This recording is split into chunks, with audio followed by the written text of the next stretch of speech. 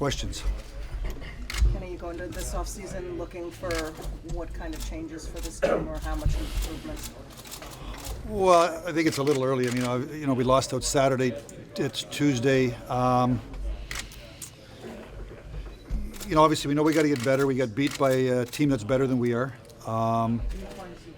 They're really rolling when we played them. I think they've lost 3 games in regulation in their last 24, 25 games. So, that's as good a test as we could have, and we're not quite good enough. Now, part of what's going on here is a transition to youth.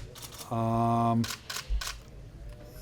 going to go to Grand Rapids tomorrow night. They're again in the American League playoffs. We've got a lot of good young, some of the young players that have been here are going to be playing down there. So I think the first thing we got to decide is how many of these young players in our organization are ready to play, on our team in the start of the season next year. Times have changed in the National Hockey League in free agency. I think that, July 1st free agency is a time for support players, secondary players. The teams now sign their best players for long-term contracts. They don't hit the market. So, it's like I told the team this morning, a lot of what we're going to try to do has to be internal. I think 29 other teams are going to be in the same boat as we are. Now, is there a player or two via free agency? Is there a trade or two as we head to the NHL draft that we can make that will make us better? That we'll explore. But a lot of it has to be the people that we bring back, the veterans. We need them to have a great off season to be in the best shape that they've been as Father Time does its thing. And the young players that are going to be on our team that have here through the Boston series have to realize how hard it is to win a playoff series, and they've got to use that experience to be more prepared and to take their game a little bit higher next year. Mike Babcock just spoke about the need for a right-handed shot by defense. Will you be using these playoffs to evaluate, especially Sproul and Marchenko, whether they're NHL ready? Yeah, without a doubt. That's why we went out and we signed. You think back to Brian Rafalski.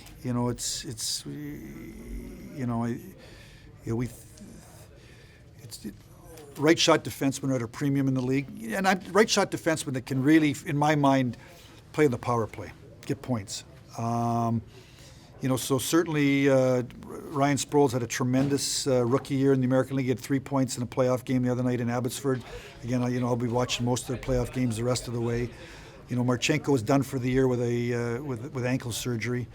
But beyond that, everybody we've got, we like a Backman, we like Willette. We've got lots of lefts here. So, we'd love to get a right shot defenseman. Can we make it happen? We'll find out. Ken, speaking of Babcock, he said it's no priority right now for him to even talk about a contract extension. What about yourself as the GM? Is it a priority for you to sign him up long term, do you think? Or? Oh, I'm going to talk to him. He's going into the last year of his contract. I thought he's done a tremendous job. So, I got, from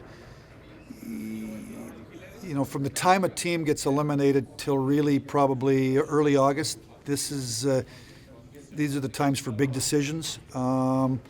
So obviously I want to talk to Mike here in the next, next couple of months. And we'll see what comes of it. But he said that he would be willing to go year to year, that he was comfortable with that at this stage in his career. Is yeah, well, I guess I don't really want to negotiate. I want him back behind the bench. I respect the job that he does for us, the work ethic. I respect the job that he did this year in putting the young players into our system and into the lineup and sticking with them. I think that I think if you put down a list of the best coaches in the National Hockey League, he's on a short list. He's on that list. I think many people would have him on that list. So, I do want to sit down with him again. I don't want to negotiate. I got to talk to Mike, but I do want him back. I think we work good together, and we've had but certainly he and I we want to go farther. I think today I told the players I'm proud of the fact that we made the playoffs for a 23rd consecutive year. 19 teams in the league missed the playoffs last year or this year. That's, there's only 10 other teams, and I think of those 10 other teams, 3 teams have made the playoffs 2 consecutive years. So now you're down to a list of 7 teams. It's a hard league to make the playoffs. 30 teams start the year in September and 14 miss. And it's getting to the point where most teams believe when September starts they can make the playoffs. So, I'm proud of the fact that we made the playoffs. I'm proud of the fact that our group, we had a lot of adversity with injuries. We had a lot of great stories. But, nobody here wants to be taking team pictures in April. We certainly have bigger hopes, bigger aspirations. We want to go farther in the playoffs. We want to make the playoffs. So we know we've got to, again, part of our growth as a team has to be internal. That's just the game. That's the league that we're in. But certainly trades, free agent signings, and figuring out a way to push some of the people that we've got here, the older guys, the younger guys, to be better. That's up to the management, and then ultimately the coaching staff. And those are the meetings. Over the next month, we'll have amateur meetings to prepare for the draft. I got to bring our pro scouts meeting in late May, early June. Really, whatever plan you put. At some point in time, I want to sit down once I've met with the people. Mike get Mike's thoughts. Then I need to go to Mr. Illich, and these things that you're asking me about, the coach's contract, players that are unrestricted free agents. Then I can, walk Mr. and Miss Illich through what I think we need to do to prepare for next year, and so that we can be a playoff team and go farther. Saying all that, Mike said he doubts talking contract this offseason. Why do you think he doubts talking contract? Well, what you're getting, this is the first I haven't talked to Mike. We played on Saturday. I haven't talked to Mike about his contract. Yesterday I was off, and I'm here today, so I haven't talked to Mike. That's why I don't know that it's healthy for me to be answering a whole lot of questions. I haven't even talked to Mike. So, Mike's got another year to go on a contract. He'll be behind the bench in September, and then in the meantime, I'll talk to him. The fans constantly are focusing on Johan, Franzen, and I'm sure you know this. I asked you last year, the talk of amnesty or anything, that in your mind, that's still crazy talk, as you said it was last year. Well, I would say, speak on behalf of the coaches, yeah, he's 16 goals in 52 games. I know he didn't score down the stretch. He didn't score in the playoffs. We had a lot of guys that didn't score in the playoffs. I look around the league and I kind of hear this talk about players in other teams a year ago. Those players this year are scoring. It's a hard league. It's a hard league every year to score. It come playoff time. So Mule's a big body. Coming out of the Olympic break, he was on a hot streak, and I think that hot streak is part of the reason why we were able to play our way into the Boston series. So, to go on the open market again, I'm back to, I think there's this perception that July 1st free agents. There's this hockey store. There's this fantasy hockey league that I'm running, they're playing in, and that you can go get superstars. Those days are over. That was a bit of the league, prior to 2005. Those days are over. This is a league now where you got to draft, you got to develop, we got to make people better. You can have some cap space, but I'm not going to spend money just for the sake of spending money, so that 6 months later people can say, well, the decisions we made in July were no good, and how can they get rid of that guy? We've got to. So I like Mule. He's a big body. When he gets on a roll, he can carry a team. He's a streaky scorer. We've had other streaky scorers. We've had some streaky scorers here that are in the Hall of Fame that I've gone to Toronto for a Hall of Fame ceremony. This is a hard league. This is a league where there's 30 teams, and most of them think they're going to be a playoff team as we head into this offseason. So I don't have any plans to buy Mule out. I don't know where you go replace these people. Were you had plenty of time? Do you foresee using that Other buyout this year? I don't know. I mean, obviously, maybe, I don't know. Do you think the concussion played a role in his late season struggles this year? You'd have to ask him. I mean, I just think Mules he's been a streaky scorer. When he gets into a groove, he runs it. He rides the wave, and when it's not going, it's not going in, and it's a hard league to score. Like you score 20, 25 goals now. It's a lot of goals. Other than the superstars who can get. We don't have 60 goal scorers anymore. I don't even know 50. Obviously Ovechkin. Boy, if you score 25 goals, what we need 6 or 7 or 8 guys that score 25. Mule is a guy that has the potential to score 25. We need more players that can score 25. I think that's the way to be successful. The Boston Bruins had a lot of guys that had 20 goal scorers. They got a couple of goals from their bottom 6 forwards. I think that's the type of team we want to build. We don't have the first pick in the draft. We're not going to go to the draft and get the top first pick in the draft. We're going to have the 16th pick, I think.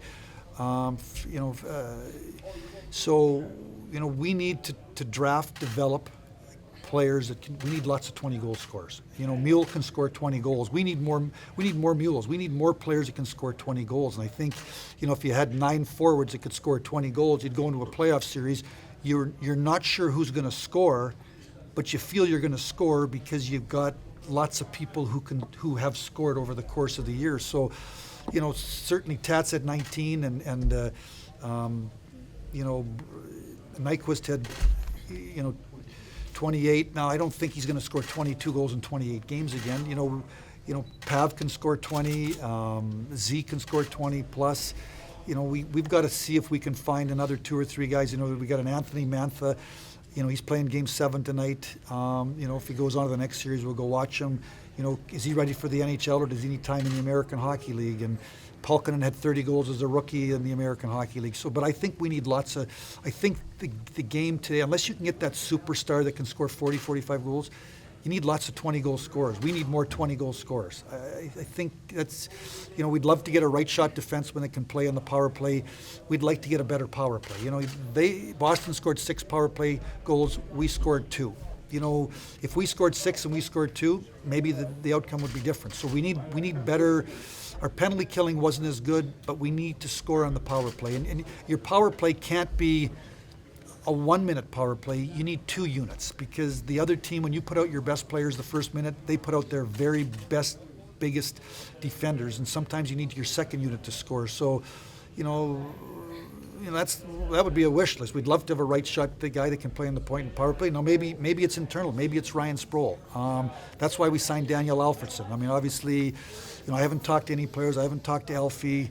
Over the next 4 or 5 days, I hope to talk to all our players, and I think in most cases the older unrestricteds, they're going to need time to see if they want to play. We need time to see who we want back. So I think Alfie had 18 goals. There's another guy, So I think when you build a team, you need lots of 20 goal scorers. We didn't have enough 20 goal scorers, and some of the 20 goal scorers that we had, they went down for stretches, and then some of the 20 goal scorers in the playoffs were kids. They sort of had their eyes opened. You airlifted Z into Game 4. Mule wasn't on a run, and we didn't score enough but as I look at I told the guys today, as I look at the Boston series, that's a tremendous team. They heading into the playoffs, many teams were picking them to win the Stanley Cup. They won 16 in a row. They were second in goals against, third in goals for, third on the power play, 8th in the penalty kill, won the President's Trophy, won 16 in a row, lost 3 in 24, 25, 26 games, 3 games in regulation. We were 2 of those games. So obviously we weren't the only team they were beating. They were beating everybody along the way. So it'll be interesting to watch them against Montreal. But on one hand, we're a long ways away. But, we lost I don't count empty netter goal. We lost game 5 3-2. We lost 2-0 in game 3. We lost in overtime in game 4. We've got some really good pieces. The development of Danny DeKeyser, he was a rookie. He played 20 minutes against a tremendous hockey team. I thought when Erickson went down, Brendan Smith paired up with Nick Cronwell. He played really good hockey. He played against the other team's best pair. The other team's best offensive players. He was coming of age. He's 25 years of age. We want these players that are 23 and 24 to play like they're 30. They're 23 and they're 24. They're going through, they're going through a learning experience. So I think that there was a lot of really good positives. Certainly there's some areas that we know we need to try to change in the hopes that it's going to make us better. Ken, along those lines, if the days of the blockbuster free agent signings are over, are the days of blockbuster trades, maybe does that make that more likely, the way you can change your team? Well, we'll explore it. It takes two to make a deal. I think that certainly, we've got a lot of kids. And at the end of the day, that's, we dealt a young player at the trade deadline for David Legwand. We wanted to make the playoffs. We thought if we could make the playoffs, and we'd start to get some bodies back, that we had a chance to make a run. So I don't know if we make the playoffs. We don't do the deal for David Legwand. I thought that Leggy came in and there was a stretch there where he and Franzen and Nyquist were carrying us offensively, and they had big matchups. So we'll trade some kids. How far away are these kids? How far away are a lot of these kids? You look at what Riley Sheehan did this year, and you look, Thomas Jerko played regular. I don't want to trade kids. We made a move at the deadline. Maybe it's time that we give these young players, the ones that were up here, and 3 or 4, like in Grand Rapids, an opportunity. But the good news is we seem to have lots of kids. We think Sproul's a prospect. We think Willette's a prospect. We think Marchenko's a prospect. We think on defense, Backman's a prospect. We've got a lot of players here in defense that are under the age of 30. Well, you're only going to play 6. You only need 7 or 8. It's hard to have 10. So. We got these group of forwards, and we've got we brought over a Janmark who's playing regular. He's a 23-year-old third-round pick, and Mantha and Nastasic who's playing Grand Rapids, and Athanasio, and there's Pulkinen, and so you're not so I guess I'm saying we'll make a trade, but the trade's got to make sense. You know what I mean? Like, there's no use me trying to trade 3 of these young players for 1 player, and you wake up in 2 years and those 3 players are going to be real players. Maybe these younger players are better than we think. I don't know. I think Bob, we lost out on Saturday. People want answers today. I don't have answers today. It's Tuesday. We might have answers on the 20th of June. We got to watch Grand Rapids. I got to meet with Mike Babcock and his coaches. I got to meet with our pro scouts. I'm going to watch some other games on TV. I want to see how Boston does in the next playoff series. I want to digest what just happened. I don't have answers today. There's too much that needs to be digested. There's too much that needs to be talked about and thought about. I don't have all those answers for you today. I think it's too early. We do have to have answers by the middle of June. By the time we go to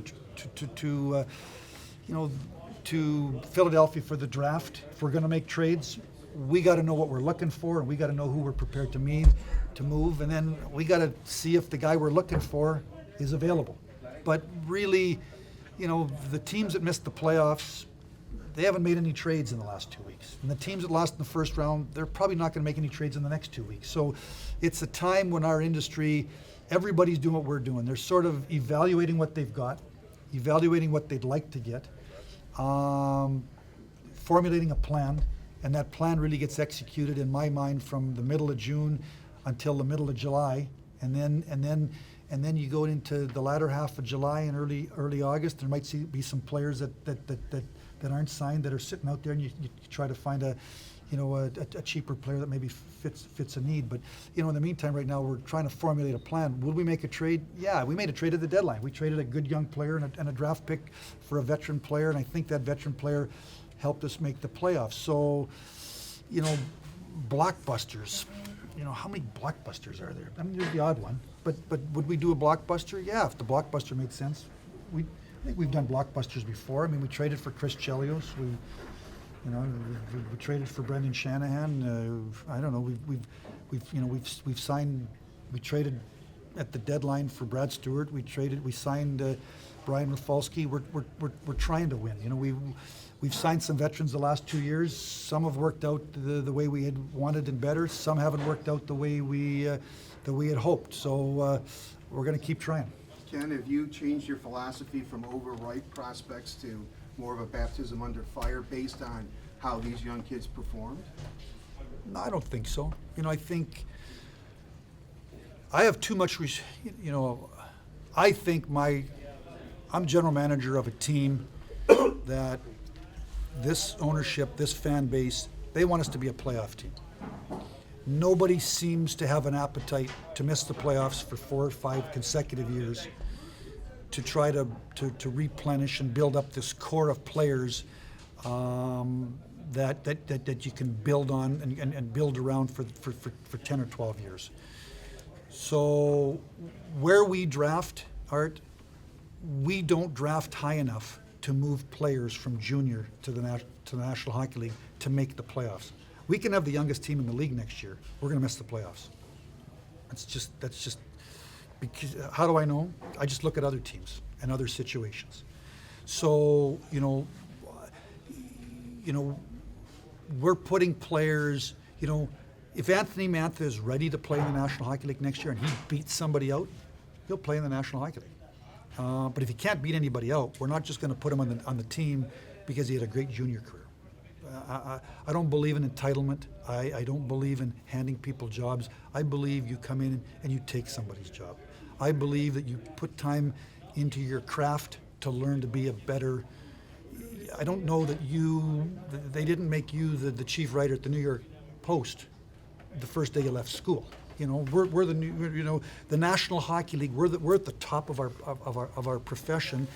Some players, most of them are players that are probably drafted really high in the NHL draft, can go right from college or junior, step right into the NHL and make an impact.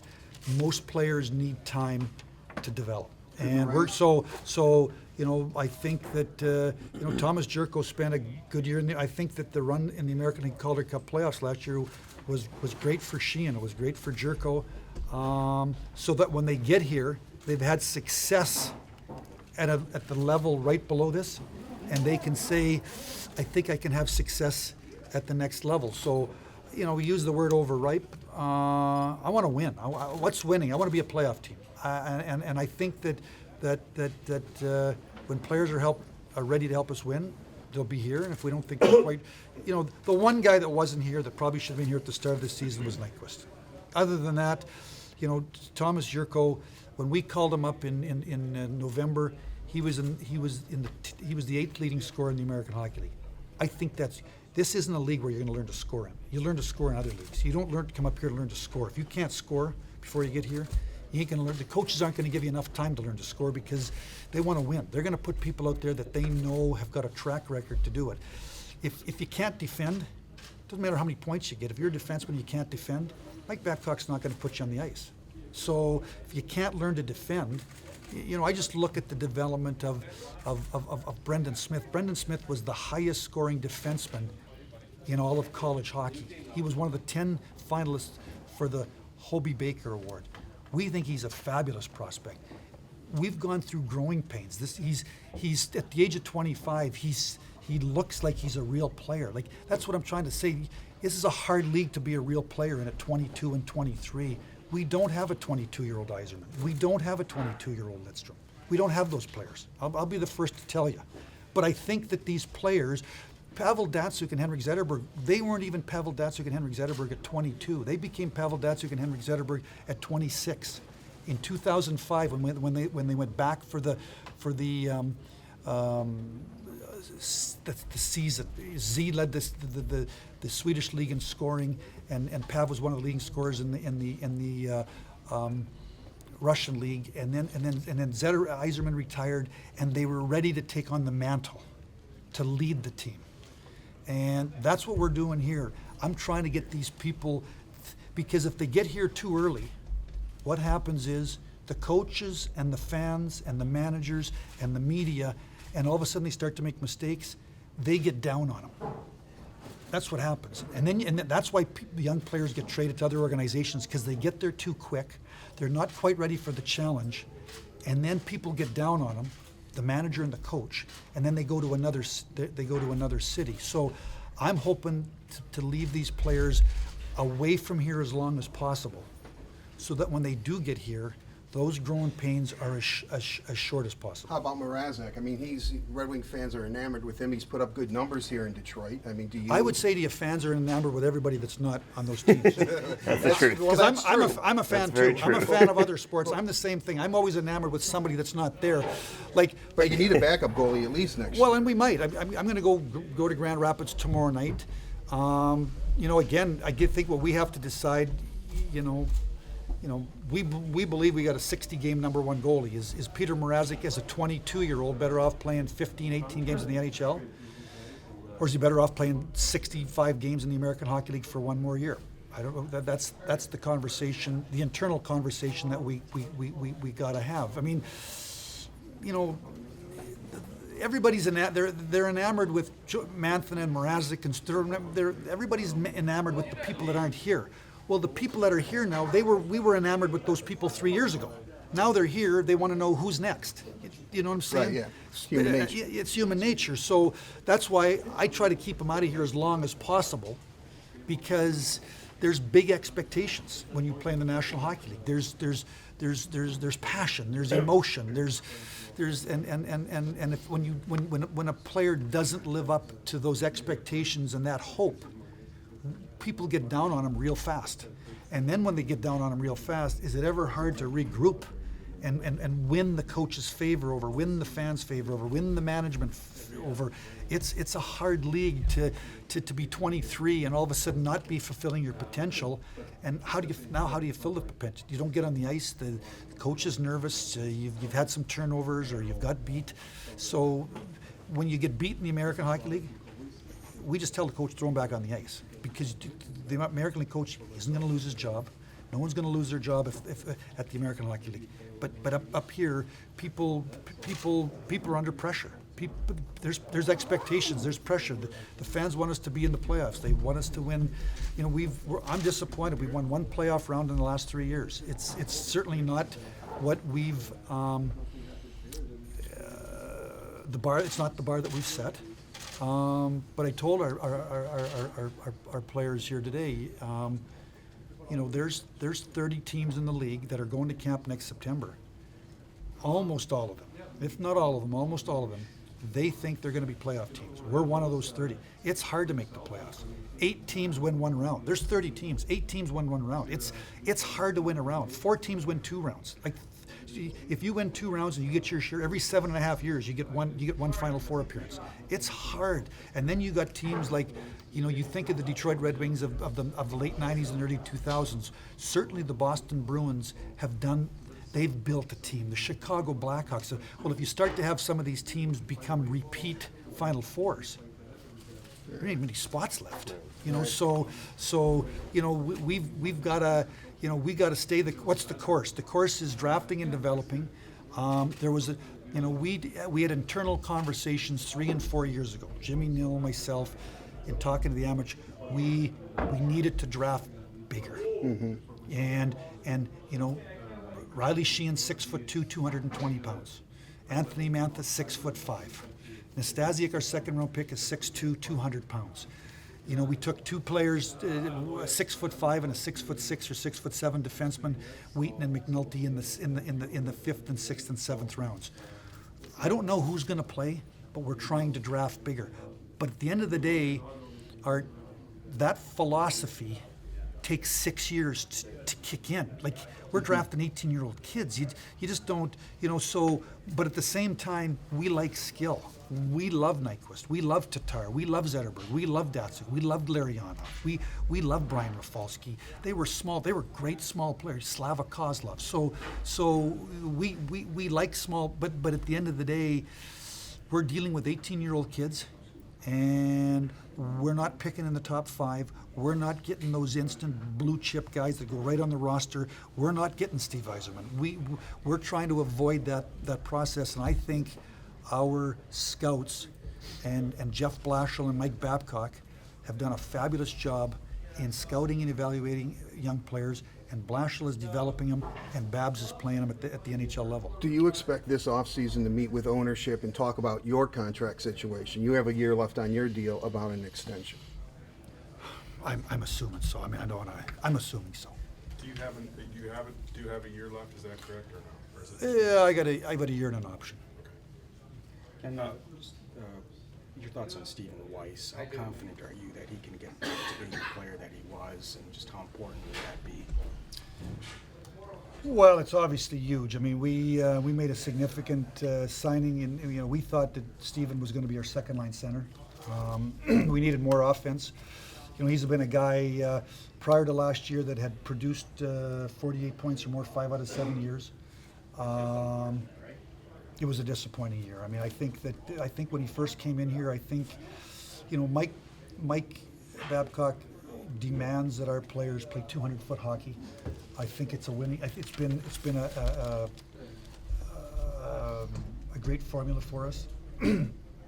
It really started probably with Scotty Bowman and Steve Yzerman in the mid '90s, and if you're going to go anywhere come playoff time, you need to play 200 feet. So I think that we had a new system. Mike had put responsibilities on him that I'm not even sure he might have had those same responsibilities in Florida, but it was a new coach, it was new line mates, it was a new environment. I think that he struggled early.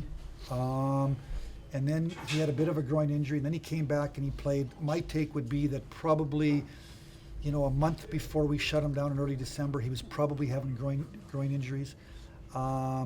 Sent him back. He had the surgery. We sent him back. He hasn't been able to. We thought he was going to be playing coming out of the Olympic break. He never felt right. He went back to Philly last week. He had another small surgery to what they call release scar tissue, because over time when you have a surgery, scar tissue's got to break up so you get that movement. So the doctor that performed the surgery released some scar tissue. He needs a great summer. It's hard to know. He's missed almost 2 years. He's basically played a half a year the last 2 years. It's hard to know where he's going to be in September. A lot of where he's going to be in September is really going to be about his, number one, in the next month, is he going to be healthy? Was that surgery, that small minor surgery that was performed last week, was that the answer to what ails him? And is he able to have a June, July, and August where he's able to hit the gym and come to camp